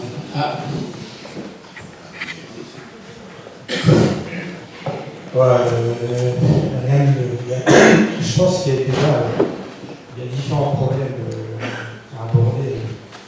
Je réserverai d'abord le problème économique. Je pense que ce qui est clair, on voit bien les différents points de vue, les risques futurs de la forêt, évoluer, peut-être faire baisser la exploitabilité, aller notamment au niveau des résineux vers des diamètres plus petits. C'est des choses qui sont effectivement envisagées. On peut aussi effectivement, eu égard au risque climatique, essayer d'éclaircir davantage les peuplements. Chacun sait que les peuplements bien éclaircis, à terme, ils sont beaucoup plus résistants et beaucoup plus résilients. Ça, c'est des choses qui sont connues. Une chose qui est moins connue, je le dis quand même, et je l'affirme, c'est que, eu égard à la fixation du carbone, il vaut mieux avoir des peuplements jeunes que des peuplements âgés. Parce que le gain de carbone, avec une production qui est forte, il est très important, alors que pour des peuplements très âgés, finalement, le gain il est quasiment nul, puisque les arbres jettent sous forme de CO2, ce qui filtre le carbone chaque année. Bon, ceci étant, au niveau économique, je crois qu'il y a un préalable. Si la forêt n'est pas en bonne santé, si on ne respecte pas un certain nombre de règles alimentaires d'équilibre écologique, il n'y a plus d'économie à terme. Je crois que c'est un préalable. Hein. Donc, à nous forestiers aussi, de bien gérer nos forêts par rapport aux risques divers, de manière à ce que nos forêts produisent du bois qui correspond effectivement aux besoins. Alors, le dernier point, c'est le problème d'acceptabilité sociale. Aujourd'hui, notamment en milieu urbain, où les gens sont éloignés des choses, des réalités de la nature, tout coupe d'arbres et les forestiers sont traités d'assassins, presque. Fontainebleau, les gens sont chez autour des arbres. Et c'est assez paradoxal, parce que le comportement des urbains face à une forêt qui n'est pas parcourue par des coupes régulières, qui est laissée à l'abandon, ils ont une réflexion un peu désabusée en disant c'est moche, hein, c'est pas très bon. À l'instar des peuplements d'épicéas qui sont éclaircis par l'abandon. Donc il y a quand même un problème. Et je crois que l'acceptabilité sociale, c'est quelque chose qui est très important. Et pour la faire passer, il faut aussi que le forestier soit un très bon communicant. Hein, la communication, on n'en a pas parlé, mais je pense que c'est fondamental. Alors, une autre question.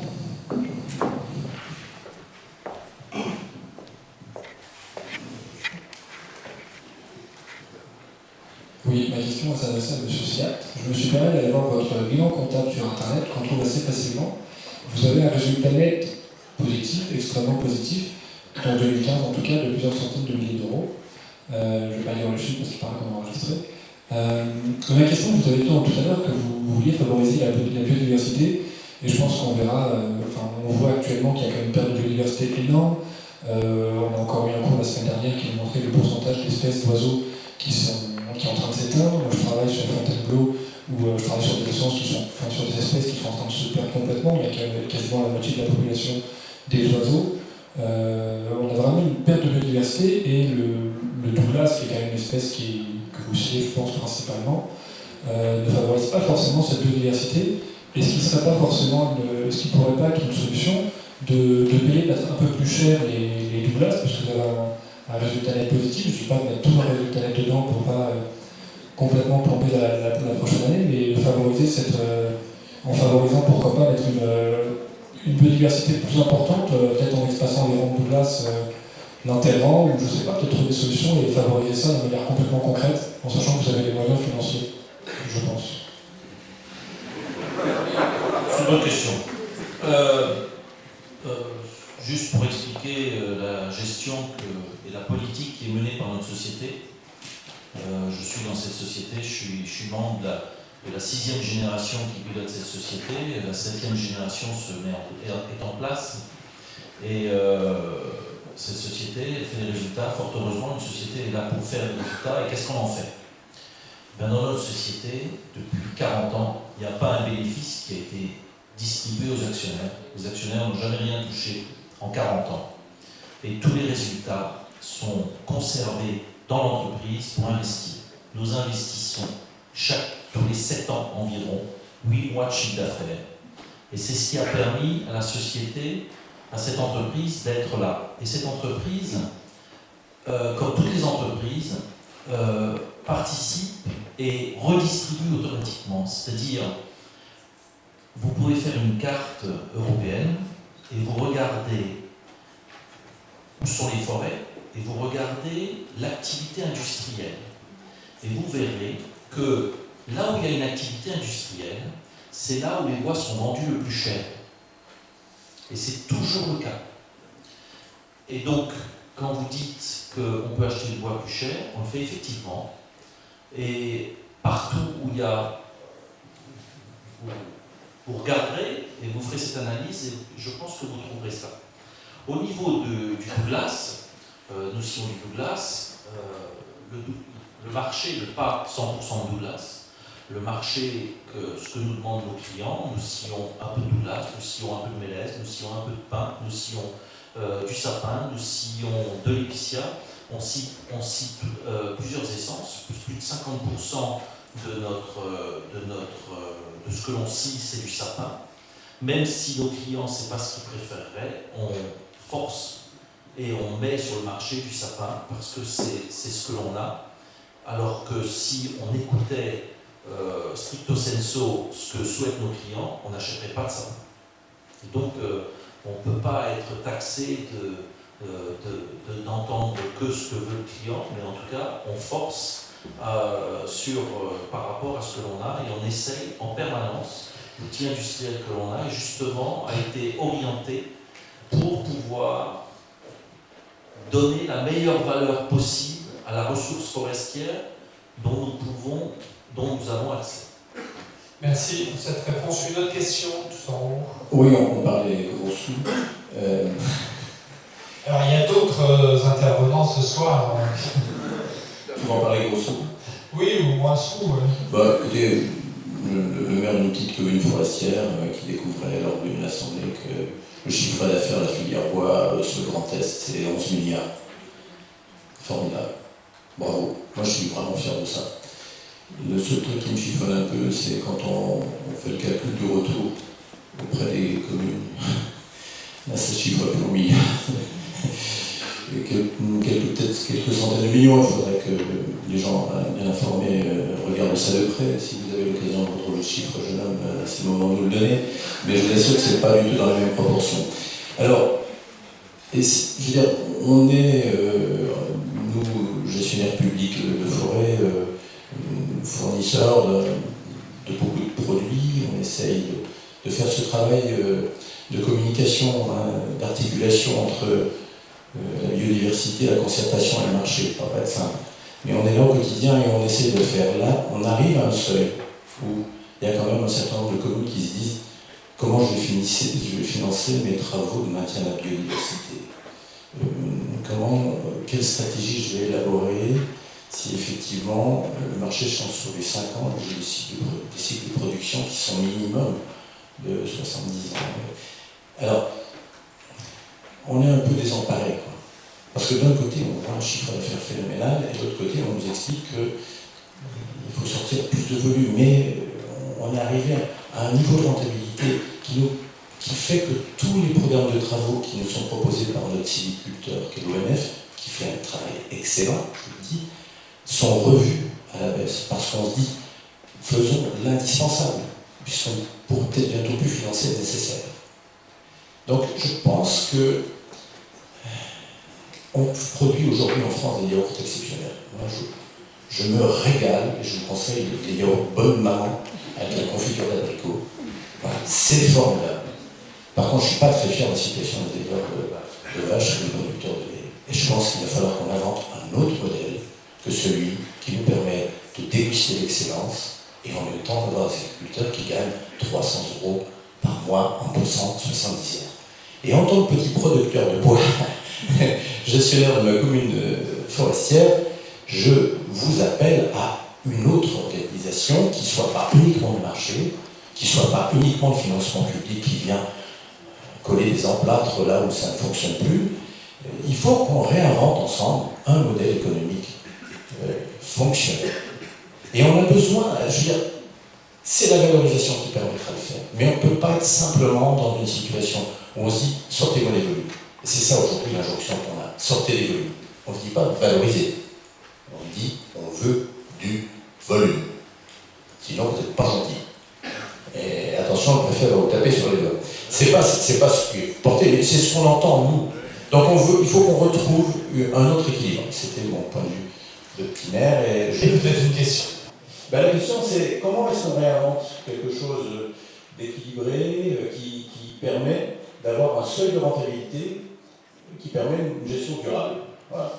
Une des choses qui est frappante quand on arrive en France, c'est que le bois rond peut se vendre à l'extérieur de la France. Vous pouvez le vendre à l'étranger, il peut se transformer hors France et être revendu par la suite. Le produit fini peut être revendu en France. Ça, c'est quelque chose, moi, quand je suis arrivé, ça m'a complètement dépassé. Il y a plusieurs États qui ont légiféré dans ce sens-là, par exemple au Québec, on ne peut pas exporter de bois rond, le bois doit suivre une première transformation dans la province. Je posais la question à un responsable du ministère de l'Agriculture, il disait dans l'Union européenne, ce n'est pas très bien vu de lever une espèce de barrière tarifaire de ce genre. Donc, on est un peu pris là, avec un modèle économique global, c'est un peu difficile de se réinventer. Chose est sûre, c'est que pour les forestiers, je pense que M. Bastien disait tout à l'heure, on a un peu à se réinventer. On a passé, autant dans l'industrie forestière que dans les forestiers de terrain, je pense qu'on a manqué, on n'a pas réussi à faire une bonne publicité auprès du public, on n'a pas réussi à se vendre. Et ça, on a beaucoup de rattrapage à faire. Réinventer des façons de faire et montrer aux gens que la foresterie, ce n'est pas que couper des arbres ou en planter. Moi, je me rappelle quand je suis allé en foresterie, mes oncles et mes tantes disaient « Ah, tu vas couper des arbres? » Ben non. « Ah, tu vas en planter? » Non. Et là, pour eux, c'était je comprends pas ce qu'il va faire. Et je pense qu'on a un devoir de mieux expliquer au public ce qu'on fait en forêt. Et le sylviculteur, il est capable. En fait, c'est pas que de la sylviculture. La sylviculture, c'est dans un peuplement très local, c'est un acte très local. On a un devoir plutôt de gestion, d'aménagement à l'échelle du territoire. Maintenir des proportions de forêt âgées, des habitats, tout en étant capable d'extraire une ressource forestière pour l'industrie. C'est un compromis qui est difficile à obtenir, mais moi je pense qu'on est capable de le faire en tant que forestier. Mais il faut revoir nos pratiques. La foresterie régulière, hein, on voit la futaie régulière qui est un peu le vent dans les voiles, en fait, dans certains milieux, on fait beaucoup de promotion. Au Québec, nous, tous les peuplements feuillus, ils sont systématiquement gérés en forêt régulière. Parce qu'on juge que c'est plus près de la dynamique naturelle de ces peuplements-là. Ça a eu des impacts aussi sur le marché, mais je pense que socialement, c'était beaucoup plus acceptable que les coupes à blanc. D'ailleurs, les gens qui se plaignent, si maintenant vous avez des coupes à blanc qui sont extrêmement petites, moi je trouve que c'est pas choquant du tout. Là. Il y a des gens malgré tout qui trouvent ça choquant. Alors peut-être qu'on peut se réinventer, on peut inventer d'autres modèles de gestion forestière pour mieux vendre la profession forestière. Merci beaucoup pour cette question, réponse très complète. Alors il reste un quart d'heure à peu près de questions, peut-être qu'on peut prendre quand même un petit complément. Là. Alors, juste quelques remarques. Moi je rejoins tout à fait, je ne pense pas que sur la métropole, en tout cas dans le Grand Est, je ne pense pas que le problème des coupes à blanc soit un problème. Franchement, globalement, il n'y en a pas. Hein. Au niveau de la rentabilité de la forêt, les questions qu'il faut se poser, c'est on demande à la forêt des fonctions nouvelles par rapport à ce que l'on demandait il y a 40 ans. Et chaque fois qu'on demande une fonction, ça a un coût. Et donc, la forêt doit répondre à des aménagements, des routes, tout ça, ça a un coût. Et donc, comment est-ce que... Et on voudrait que le coût il soit reporté sur la valeur du bois. Est-ce que ça colle? Peut-être que ça colle. Juste pour une information, entre le prix de la grume, le prix qui sort de forêt dans notre vieux monde en Europe, en tout cas dans cette partie du monde, par rapport au prix qui est en Amérique du Nord, par exemple, la valeur donnée par la première transformation est du double par mètre cube entre le Grand Est et le Canada, ou entre le Grand Est et l'Amérique du Sud. C'est juste pour donner des idées de valeur. Et donc il faut faire attention parce que si les valeurs sont trop hautes, derrière, il n'est plus possible de produire un produit qui est acceptable par le client. Donc il y a une limite, comme partout, il y a une limite dans le prix. En termes de coûts, la forêt répond à des coûts. La chasse la problématique de la chasse est un vrai sujet. C'est-à-dire que la chasse, loin de moi de dire que l'on ne veut plus d'animaux en forêt, mais partout il y a des équilibres à trouver. Et aujourd'hui, dans certains massifs forestiers, il y a des déséquilibres qui amènent des coûts excessivement importants sur la forêt. Et dans le Grand Est, on peut avoir ces cas-là. Donc, par rapport au coût, par rapport à la valorisation, il faut se poser la question, comment je fais payer la multidiversité? Qui paye? Est-ce que chacun qui demande paye? Dans d'autres domaines, quand on veut faire du ski de fond aujourd'hui, eh ben on paye pour pouvoir accès, tout n'est pas libre. Alors, est-ce qu'il y a d'autres questions dans le public pour nos invités? Oui. Alors courte hein, la question. C'est juste pour aller encore plus loin. Donc, les forêts, elles sont de plus en plus multiservices. Ces services coûtent des sous, parce qu'effectivement, il faut faire de l'aménagement, il faut mettre des espèces pour la diversité qui ne sont pas forcément rentables derrière. Mais donc, si on va à la limite, c'est de dire on va se retrouver avec des zones de forêt qui sont plus rentables à exploiter, parce que ça coûte plus cher d'exploiter que de ne rien faire. Qu'est-ce qu'on fait de ces forêts-là? Et du coup, qu'est-ce qui se passe écologiquement quand on a des forêts qui ne sont plus gérées, qui se dégradent, qui deviennent dangereuses, et où à ce moment-là, il y a des coûts qui interviennent, ne serait-ce juste que par la sécurité. Donc, du coup, ma question, c'est comment, derrière cette forêt qui génère des coûts de toute façon du fait de ces multiservices, comment mettre en place un système économique pour qu'il y ait toujours gestion pour limiter justement ces coûts? Vaste sujet. Toujours bien dans le micro. Il faut quand même savoir que dans les services rendus par la forêt, il y a des services qui ne coûtent pas grand-chose au niveau de la gestion, et il y a des services qui coûtent relativement, qui ont un certain coût. Des services qui ne coûtent pas très cher. Forêt, accueil du public.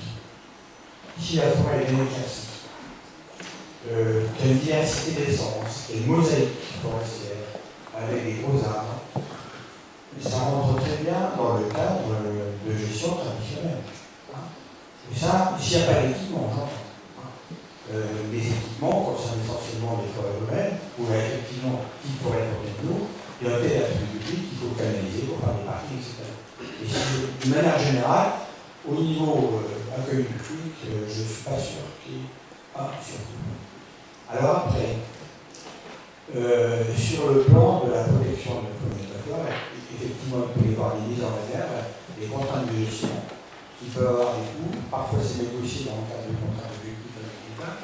Donc, le propriétaire peut être touché quelque chose qui ne correspond pas forcément à la totalité de ses frais, mais il peut y avoir compensation. Il y a des éléments auxquels il faut réfléchir. L'eau. Il y a beaucoup de sources, notamment dans les Vosges, qui sont en forêt. Quand vous achetez une bouteille d'eau minérale, vous la payez un certain coût. Le consommateur est prêt à payer l'eau de qualité. Je ne vois pas pourquoi demain, le prix du mètre cube de l'eau ne pourra pas être augmenté ou tenir compte un petit peu de ça. C'est des éléments qu'il faut réfléchir. Mais je ne pense pas, je rejoins un peu M. Sec en disant que ça serait dramatique si on avait supporté au bois ces contraintes, ces éléments, surtout, c'est pas possible. Ça entraînerait un coût du mètre cube qui serait tout à fait inacceptable. Alors, est-ce qu'il y a une dernière question? Ah oui, tout en haut.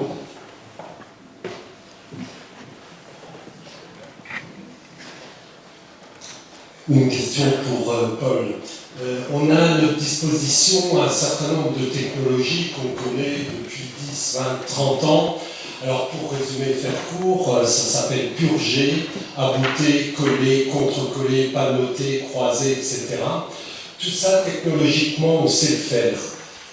Simplement, on a un problème économique, c'est que les produits qui en sortent sont à un niveau que le marché accepte au jour d'aujourd'hui difficilement. À quelle période ou à quelle échéance penses-tu voir arriver le temps où ces technologies permettront d'offrir des produits plus adaptés au marché à des prix évidemment concurrentiels? Est-ce que c'est dans 5 ans, 10 ans, 15 ans? Merci.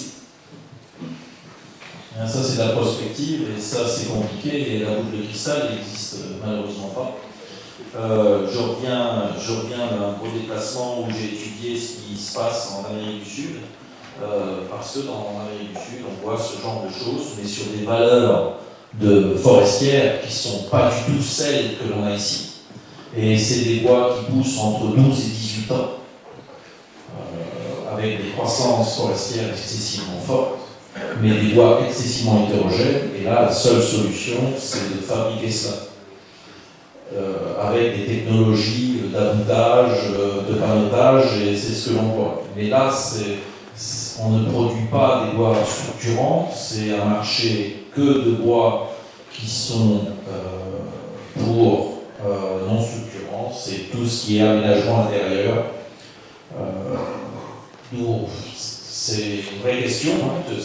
C'est tout le travail que l'on fait pour utiliser des mots anglais dans nos métiers. Le benchmarking est quelque chose de quotidien, aller voir ce qui se fait ailleurs, comment on travaille d'autres, ou à la fois dans la filière ou dans des filières différentes, parce que chacun travaille intelligemment, et donc retirer et voir comment ça se passe, c'est ce qui permet justement d'améliorer la stratégie qui doit être la nôtre pour permettre d'être encore là dans 10 ans.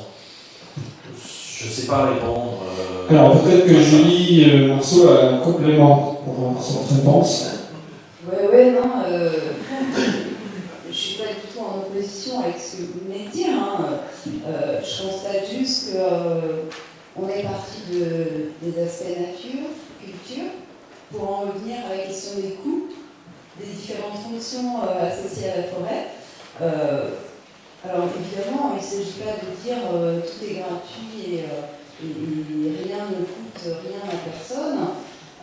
Maintenant, nous on considère qu'une gestion multifonctionnelle, qu'une gestion intégrative, c'est d'abord un investissement, c'est d'abord permettre une meilleure productivité, c'est avéré, c'est pas moi qui l'établit, et qu'en fait l'opposition entre celui qui paye, celui qui profite, elle est intéressante d'un point de vue intellectuel, et c'est un vrai choix de société en fait, ça fait écho à un vrai choix de société qui est qu'est-ce qu'on veut pour les forêts. Alors après ce choix de société, il peut se décider ou se discuter dans le cadre de grandes conventions internationales sur le climat, la biodiversité, l'énergie, la désertification, la lutte contre la pauvreté. Il peut aussi se décider dans le cadre de politiques nationales ou de stratégies de filière aussi, à visée plus économique ou plus industrielle, mais qui pose aussi ces questions-là de où est la valeur ajoutée et comment on arrive à valoriser les ressources qu'on a ou les investissements que l'on a fait pour arriver à des techniques et des processus de transformation qui ont un progrès. Et puis ça peut se faire aussi ce choix au niveau des territoires.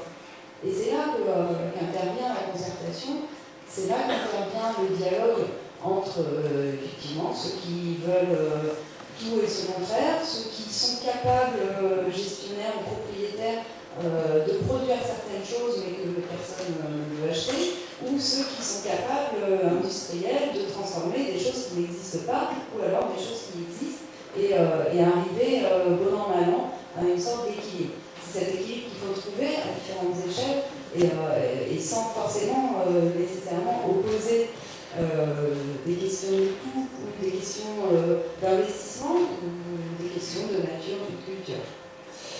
Merci à vous tous. Merci à nos 4 invités. Je crois qu'on peut les saluer pour...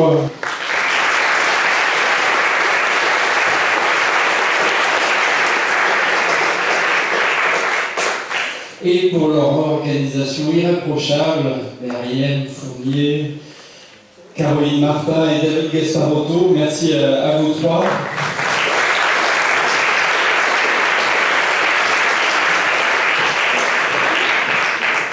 Et une prochaine dispute, peut-être l'année prochaine, si on pérennise cette affaire, ça serait intéressant. Merci à vous tous.